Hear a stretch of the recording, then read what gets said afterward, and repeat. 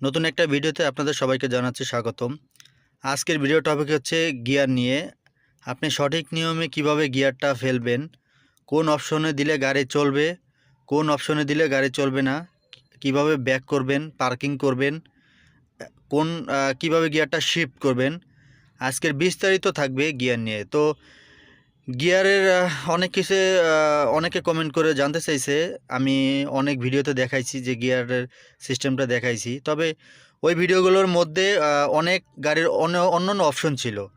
তো আজকে শুধুমাত্র গিয়ার নিয়েই থাকবে, অন্য কোনো অপশন আজকে দেখাবো না, শুধুমাত্র গিয়ার নিয়ে দেখব আমরা কিভাবে গিয়ারের কোন অপশনটা কি কাজ করে সেটাই আজকে দেখব।